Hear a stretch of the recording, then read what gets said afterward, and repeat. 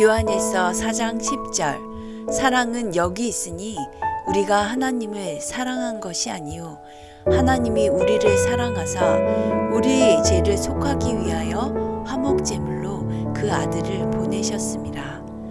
하나님은 어떤 분이신가? 라고 물으면 어떻게 설명하는 것이 하나님을 가장 잘 설명하는 것일까요? 요한사도는 성도들을 호칭할 때 사랑하는 자들아 라고 말합니다. 사랑의 대상이라는 것입니다.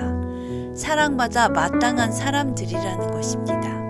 우리는 서로 미움의 대상이 아니고 서로 경쟁의 대상도 아니고 서로에게 모두 사랑의 대상들이라는 것입니다. 요한사도는 노년의 입만 열면 이 말밖에 하지 않았다고 합니다. 모든 설교의 주제가 언제나 사랑이었다고 합니다. 예수님을 알면 알수록 그는 사랑이 가장 중요하다는 것을 깨닫게 된 것입니다. 우리가 하나님을 사랑한 것이 아니오의 이 헬라어는 완료형으로 과거에도 하나님을 사랑하지 않았고 지금도 사랑하지 않는다는 그런 의미입니다.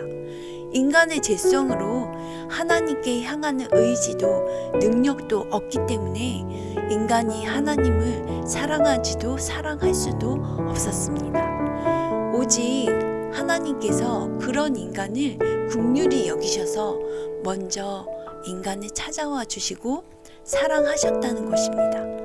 죄성이 가득한 인간을 살리시고 구원하시기 위한 방법으로 독생자 예수 그리스도를 세상에 보내셔서 하나님과 인간 사이에 막힌 담을 허시고 예수님의 십자가 죽음으로 하나님의 인간에 대한 사랑을 완성시킨 것입니다. 우리가 하나님께로부터 거듭난 하나님의 자녀라는 증거와 하나님을 체험적으로 알고 있다는 증거는 하나님의 사랑으로 사랑하는 것입니다. 그렇다면 하나님의 사랑을 가장 확실하게 알 수 있는 길이 무엇일까요? 제 아래에 있는 모든 인간을 구원하시기 위해 사랑의 하나님께서 독생자 예수 그리스도를 보내주신 바로 그것이 하나님의 가장 큰 사랑입니다. 하나님께서 마귀에 덫힌 죄의 종이 되어 멸망으로 끌려가는 인류를 사랑하신다는 결정적인 증거는 십자가의 대속입니다. 로마서 5장 8절에 보면 우리가 아직 죄인 되었을 때에 그리스도께서 우리를 위하여 죽으심으로 하나님께서 우리에게 대한 자기의 사랑을 확증하셨느니 라고 했습니다. 하나님의 사랑을 받은 우리가 해야 하는 사랑은 서로 사랑하고 먼저 사랑하고 사랑할 만한 조건에 있는 사람뿐만 아니라 예수님께서 우리에게 베풀어 주신 십자가의 사랑, 즉 무조건 사랑입니다.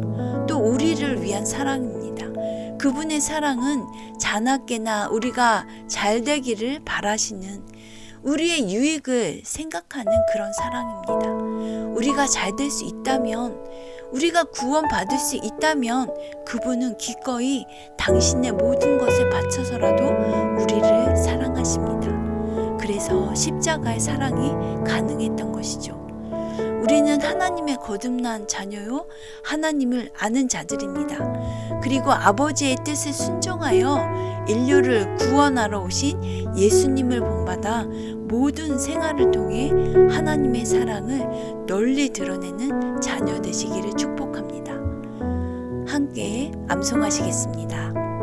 요한일서 4장 10절 사랑은 여기 있으니 사랑은 여기 있으니 우리가 하나님을 사랑한 것이 아니요 우리가 하나님을 사랑한 것이 아니요 사랑은 여기 있으니 우리가 하나님을 사랑한 것이 아니요 하나님이 우리를 사랑하사 하나님이 우리를 사랑하사 사랑은 여기 있으니 우리가 하나님을 사랑한 것이 아니요 하나님이 우리를 사랑하사 우리 죄를 속하기 위하여 우리 죄를 속하기 위하여 사랑은 여기 있으니 우리가 하나님을 사랑한 것이 아니요 하나님이 우리를 사랑하사 우리 죄를 속하기 위하여 화목제물로 그 아들을 보내셨습니다.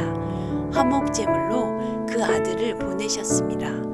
사랑은 여기 있으니 우리가 하나님을 사랑한 것이 아니요 하나님이 우리를 사랑하사 우리 죄를 속하기 위하여 화목제물로 그 아들을 보내셨습니다. 요한일서 4장 10절 사랑은 여기 있으니 우리가 하나님을 사랑한 것이 아니요 하나님이 우리를 사랑하사 우리 죄를 속하기 위하여 화목제물로 그 아들을 보내셨습니다.